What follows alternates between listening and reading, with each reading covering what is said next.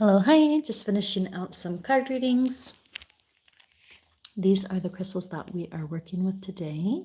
So go ahead and pick what you would like to work with. I'll try to get them up front and center. Oh. We already worked with the smoky quartz.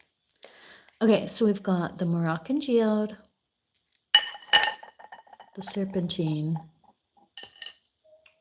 this one, I don't know, it's like a mica or something. I don't know what that is. Probably an adventuring. Okay.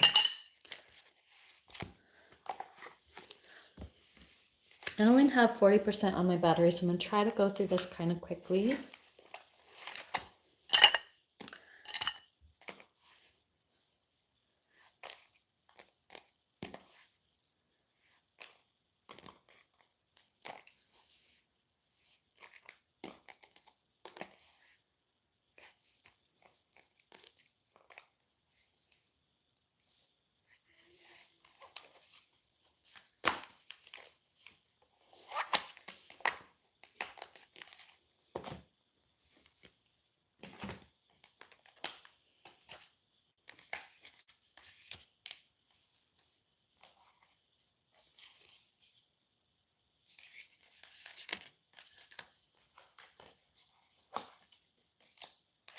It feels like it's the top one there.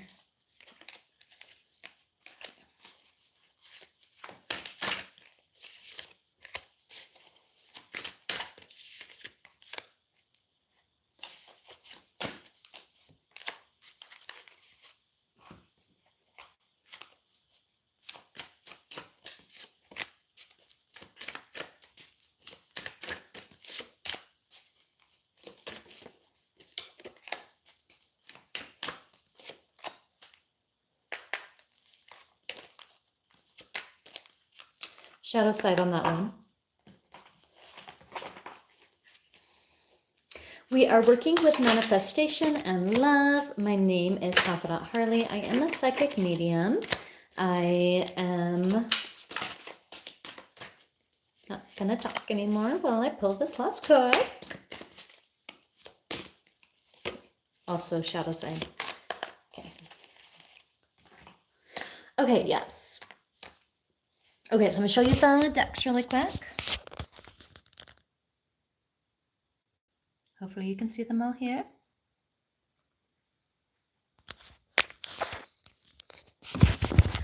Okay, so go ahead, if you picked the Moroccan geode, this is going to be your reading. We are working with manifestations and love.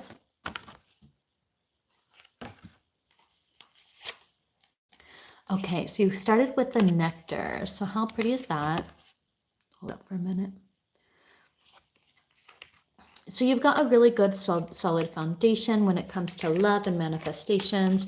You like to manifest because it feels juicy to you. You don't manifest out of fear. You don't manifest out of like negative emotions. Sometimes people manifest out of negative emotions where they're like, oh my God, like I have to get a job, right? And so they'll like manifest that way. But you manifest in a very positive way. Ooh, then we got the Ten of Pentacles with these birds. Yeah, you have a very, very, very beautiful love life. Yeah, you already know it exists. You already know that it's here. It's been here for a long time. Then we got the compassionate. You are madly in love with somebody. I'm like, where's the problem? Okay. And then, okay. Girl, you got the water. You're madly in love with somebody. You have the nectar. You know it's sweet. You know that everything is perfect financially, all this stuff, but you have a hard time being turned on. And you don't know why. That's interesting. Yes, that's a very serious problem. Okay, the water we need to get flipped over.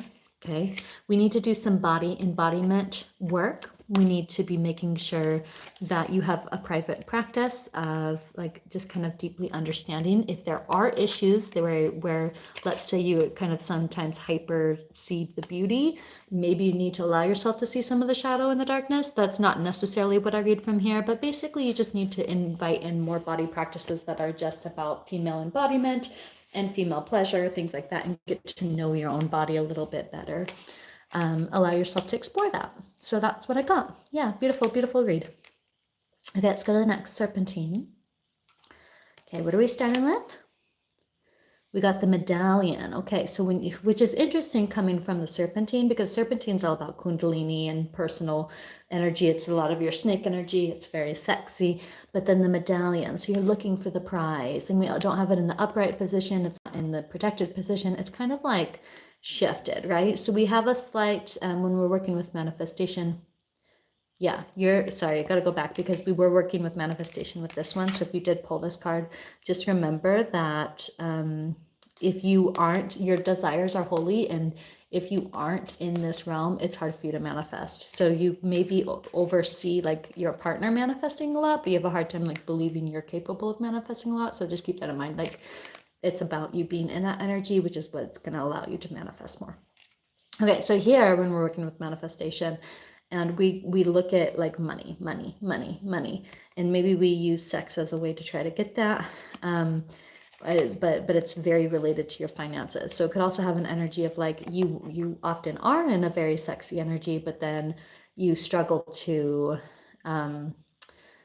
see the physical manifestation of it. So there could be, we'll read more cards to see what's reading. Okay, we got air, and also in the protected state. So you have a hard time speaking. Excuse me. So to get this flipped, I would suggest, one, allowing yourself to be a little bit better of a listener. You need to listen to yourself a little more. You need to listen to other people a little bit more, and pull back a little bit, because that's what's going to feel more comfortable. Like if I just tell you just to talk, it's not going to feel comfortable. There's also something maybe that's damaging with the perspective of like you have a hard time seeing manifestations outside of the money realm. When it's like this character, she doesn't even look like she knows what money is. Okay, so we've got some stuff there that needs to be worked through. Then we got the Chariot with these horses, which is kind of like allowing things to come your way. Maybe it's about like knowing like, oh, well, I need money so that I can get horses because I really want to travel, right? Even though your character has wings, for some reason she wants to ride the unicorns. Okay, so it's like allow yourself to do those things and like really focus on that. And then we got the idea hatcher. So yeah, so beautiful. Again, like it just feels like when you're coming to manifestations and love, like part of why you're maybe hesitant to call in a lover is because you love animals, you love ideas, you love, all these other things, you even love money maybe, but you have a hard time calling in a lover because it's like you don't see it as important on a deep subconscious level. And so maybe looking through some of those ideas, seeing how money can bring about the things that you love, and also allowing your lover to be quirky, and allowing yourself to find a lover that understands you, because it feels like maybe you feel a little misunderstood sometimes. Okay, gonna move on to the next. I love that. Okay, we're starting with this beautiful card. It's got a balance. This one is a realm card. I don't know too much about it. I might have to look in the book for this one. In fact, I'm going to do that because I don't want to get that wrong. But it's got balance. You've got this yin yang flavor to it. It's got the rose. It looks like it's very, very romantic. Really. Oh, I got to hurry because I know my battery is going to be low. Truth. Okay, so you start with truth. Our soul recognizes truth when someone speaks it. It's a cool wave. Okay, so if you pulled this, we're working with manifestations, you know it has to be based in truth. And it's an act of truth. And it says like, you're looking for the poetic act. You're looking for, so you already know how to manifest as well. You already know how to manifest. What we're working on is that you like the poetic way of manifesting. So that's kind of what we want to keep in mind. You need to feel in alignment with the people that you're manifesting with. You also have the Two of Cups, and this one is struggling because when I pulled this card, it kind of feels like maybe you had like a recent divorce or something like that. Because when I keep pulling this card, it's like dropping and it's like wants to hide a little bit. So I don't know, maybe you're like in a relationship with somebody that's already in a relationship or something like that. And so you're like, oh my God, like I don't actually deserve this. So we really need to look at some of that stuff, because if you're in alignment, you have an easy time manifesting. But if you're out of alignment for whatever reason, maybe it's something that has to do with a not fully truthful relationship, well, it's going to prevent you from manifesting. And we're working with manifesting love. So there may be people that you need to let go of at this point so that you can manifest exactly what you want, and or very specific conversations you need to have to get that alignment and say, hey, I really want to be with you, right? That kind of stuff. And then we got the Healer. So this one, again, has, you've had some lovers, I think, that have helped you heal, or, you know, something maybe is really happy about it, but it doesn't feel completely right. Because honestly, this feels a lot better. This feels a lot better than this one in there. And like I said, I kind of questioned just whether I should pull that one or not. But this one, you know, when we're looking at this particular card, what's really fun about it is it's all this pretty blue color, and she's the healer, and she's in, and it's like, who's healing who in this picture, right?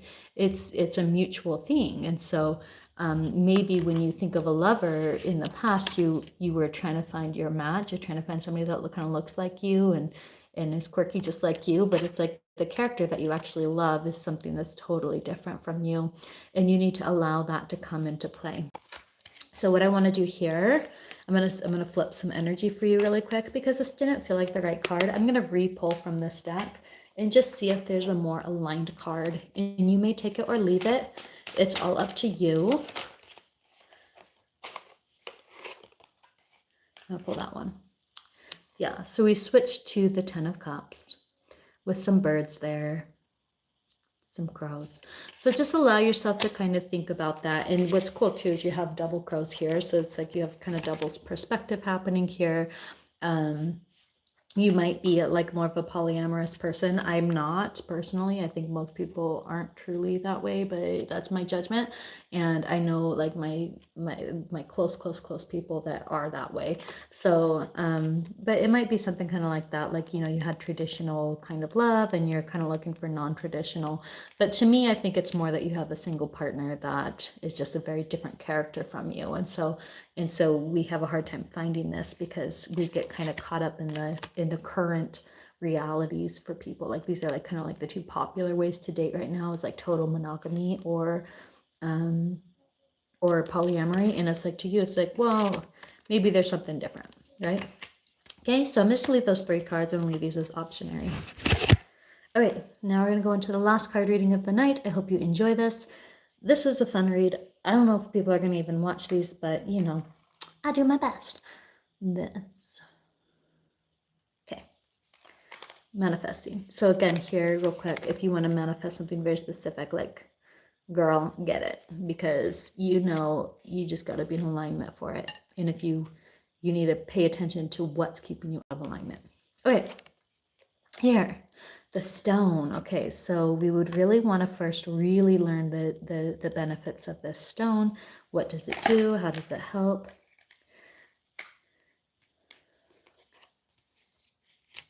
Got the Portal Keeper, and it's a cat. You got the Fledging, and you got the Death reversed. Okay, so this one is kind of very specifically like you're helping in a different realm when it comes to manifesting. Let me try to think how I would read this. Okay, so the stone is like a very hard, solid energy. Okay, and then the Portal Keeper is the total opposite. It's a being that sits in a transitional state. Okay, and then we have the Fledging. So we feel a lot of comfort in a 4, you know, when we get to hold some reptiles, touch things like that, right? Like we've got, and then we've got the Death in the reversed thing, right? So here you're trying to overwrite death. which is very possible to do. And so that might be like maybe your lover has already passed and gone beyond the grave. It could be an energy much like that. It could be an energy much of like just loving animals over people. It could be, you know, we love crystals, we love, you know, things like that. But this one, I would say when we're working with elementals, we'd want to work with all of the elementals because of what we pulled here. I would say you need to work with all of the elementals. So you need to do consistent rituals with fire, water, earth, air, ether, wood, like all of your, anything you can think of as an elemental, like you need to be working with those consistently on a daily basis because you're doing some heavy, you're doing some heavy work here. Okay. All right. And then I'm going to tap back in to just pull in the elementals for these other three, and then I'm going to close out. And thank you for being here. The healer, you've got alignment, you've got this flower and these pearls. And this, I would say you need to work with the element of air. You need to find ways to work with the element of air. This one with the nectar and the water flow. This one was very much a water ritual. You very specifically probably need to go do some healing in salt waters. So that's going to be the ocean. You need to get to the ocean. That's going to heal your portal. Because you've had recent loss, I think, and that's going to heal that portal. And then here we've got with the medallion, the idea hatcher, the chariot, and this beautiful air lady. We want to work with wood and clay, wood, clay, mud, anything kind of like that. That would be my suggestion here for what elementals to work with. We need something that's malleable. So when you're thinking of your elements, we need something that's malleable, and you need, wood is not really malleable, but, you know, working with sticks or, you know, whether that's, you know, eventually building a fire or something like that. But yeah, that's what's going to help you with manifesting there. Okay, thank you for being here, Confidante Harley. I hope you enjoyed this card reading, and I will peace out.